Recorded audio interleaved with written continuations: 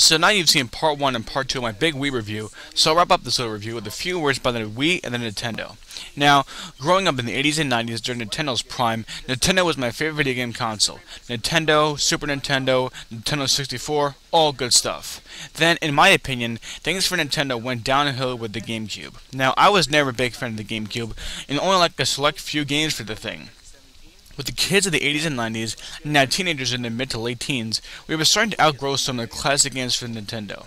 The N64 really pushed Nintendo into the upper echelon of video game industry. There were a shitload of games like for Nintendo 64, but that's for another review. The N64 really demonstrated that Nintendo can hang with the older generation of gamers, and gamers like myself appreciated that. I was so used to seeing simple graphics and just two buttons, A and B on the controller, and now the N64 had a load of extra buttons, yet the games were pretty good for the most part. I remember the first time I ever played the N64. It was at my cousin's house, and they got the console for Christmas, along with Super Mario 64. I watched my cousins play it, and then they let me play it. I was simply blown away at how amazing the world of 3D was. Now remember, this is the first time I can remember seeing a video game in 3D, and it was an amazing experience that I'll never forget. Things just weren't the same on the GameCube. It was too child-oriented. Now, I'm not saying Nintendo had to appeal to the older generation, but if you have a game like Resident Evil on the console, you better let it live to its horror and survival genre. I never played the game, but from what I've seen, it seemed to be pretty watered down, and that's bullshit. Anyway, onto my final thoughts on the Wii. Now, I was never a fan of the gimmick the Wii took. If I wanted to feel like I was in a game when I was playing it, I could have played one of the arcade games where you need to shoot people with the gun provided, or I played something like the Virtual Boy.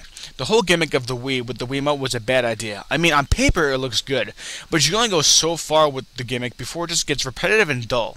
Now, I know you could play games using the GameCube controller, but then what's the point if you're going to stray away from the Wii's feature attraction of interactivity? It doesn't make much sense to me, and sadly, I don't see the Wii being around for too long. The console isn't bad per se, but I just don't see it surviving for a very long time, and I can't see Nintendo surviving much longer after the Wii, which is a shame, since Nintendo was the console I grew up on. So, to sum it all up, I would say the Wii was a disappointment, but hopefully Nintendo lives to see another day and brings us a console that goes back to using the regular controller.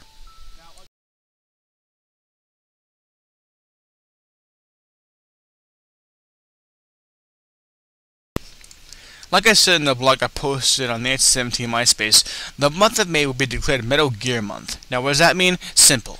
With the highly anticipated Metal Gear Solid 4 Guns of the Patriots coming out in June, I decided to look back at the storied history of Metal Gear Solid and review some of the older games as NC-17. Now along the reviews, near the end of Metal Gear Month, I'll post a video to wrap up Metal Gear Month and offer my own personal thoughts on the release of Guns of the Patriots. So that's just coming out for NC-17.